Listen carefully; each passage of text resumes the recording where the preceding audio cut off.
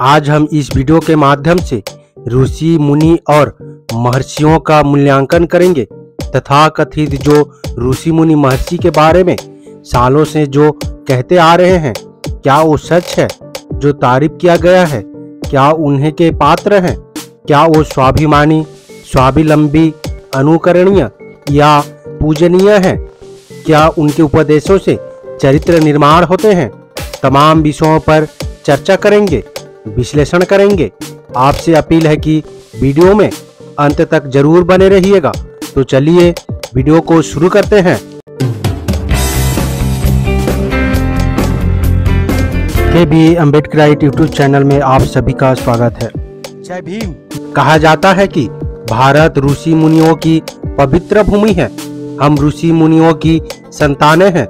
इन गुरुओं का काम ही बहुमुखी शिक्षा द्वारा समाज का चरित्र निर्माण करना होना चाहिए। क्या इन महाअनुभवों का चरित्र अनुकरणीय है? इस पर विचार करना ही आवश्यक हो जाता है। पराशर ऋषि को मल्लाह की पुत्री सत्यवती जब उन्हें नाव से गंगा पार करवा रही थी तो वो उससे कामासक्त होकर भोग करने की हरकत करने लगे। सत्यवती ने कहा कि ऋषि होकर बीच गंगा में एक क्या पाप कर रहे हो? इस पर ऋषि बोले कि मेरे तप से वो तेज के प्रभाव से तुझे पाप नहीं लगेगा। जो लोग देख रहे हैं वो क्या कहेंगे? मैं तो लाश से मर जाऊंगी। इस पर ऋषि जी ने कहा कि मैं कोहरा पैदा कर देता हूँ, कोई देख नहीं पाएगा। परंतु जब उसने कहा कि मेरे गर्भ रह गया तो मैं किसी काम की नहीं रहूंगी, तो पराशर ऋषि ने कहा कि मेरे प्रताप से तेरे पेट से ऐसा बेटा पैदा होगा जिसके कारण तेरा नाम तब तक रहेगा जब तक चांद सितारे रहेंगे। सत्यवती ने कहा कि भगवान मुझे अपने पिता के वंश की ही कन्या समझिए। आपके संभोग से मेरा कमार्य नष्ट हो जाएगा। मैं अपने घर कैसे जाऊंगी? अब लड़की बेचारी क्या करती? आखिर ऋषि जी ने अपनी दुष्चरित्रता को उजागर करके उस कन्या के साथ बलात्कार कर ही डाला। कहते हैं इसी सत्यवती से वेद व्यास पैदा हुए। महाभारत आदि पर्व अध्याय 193 से स्पष्ट है कि नाम द्रव्यव्रूत के दौरान यज्ञ भूमि में हजारों लोगों के सामने ऋषि लोग इच्छुक स्त्रियों के साथ संभोग करते थे।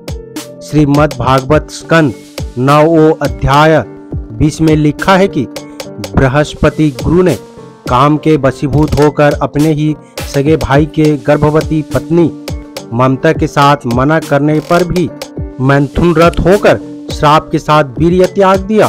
फिर आगे लिखा है कि पति द्वारा त्यागे जाने के डर से ममता बृहस्पति के वीर्य से उत्पन्न पुत्र को त्याग देना चाहा तो आगे के श्लोक में देवगणों की वाणी ने ममता को आदेश दिया कि मूर्ख एक ही क्षेत्र में 2 पुरुषों के द्वारा त्यागे हुए वीर्य से उत्पन्न बालक का पालन कर।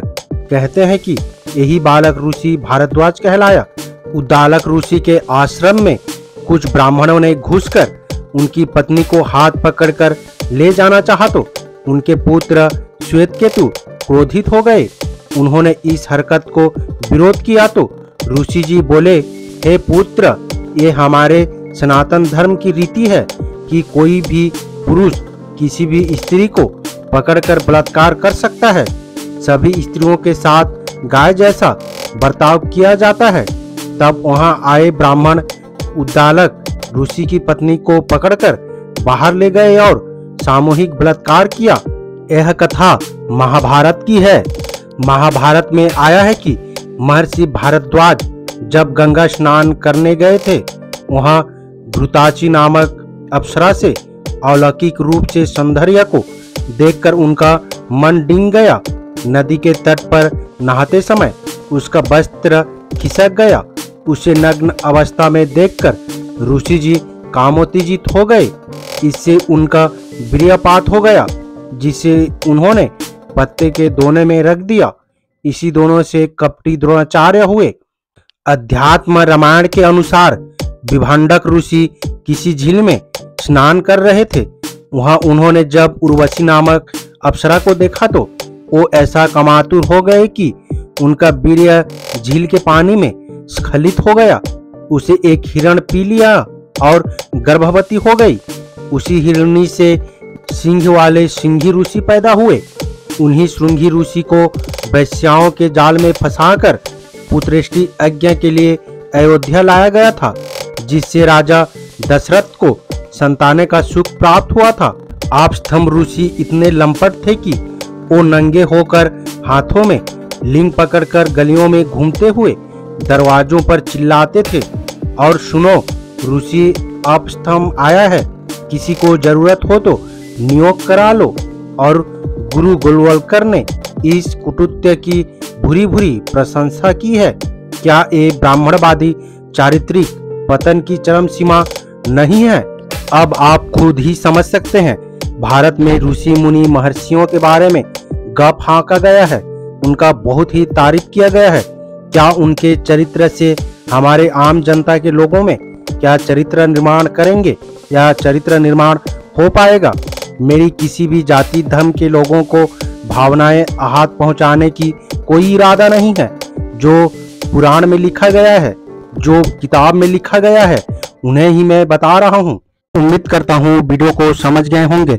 अगर समझ गए हैं तो अपने परिवारजनों को, दोस्तों को, मूल निवासी, SC, ST, OBC, Bahujan Samaj को शेयर जरूर करें ताकि उन्हें भी पता चल सके, जानकारी हो सके।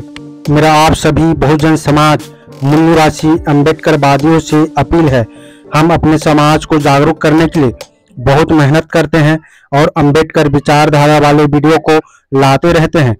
आपकी एक सब्सक्राइब हमारे हौसले को बुलंद कर हमें दोगुनी हौसला प्रदान करता है, मजबूत करता है। इसलिए आप सभी से गुजारिश है कि हमारे चैनल को सब्सक्राइब करके हमें सपोर्ट जरूर करें ताकि हम अगले नए वीडियो डालें तो आप तक नोटिफिकेशन जा सके और कुछ महत्वपूर्ण जानकारी मिल सके। धन्यवाद। जय भीम, जय संविधान, जय मूल निवासी।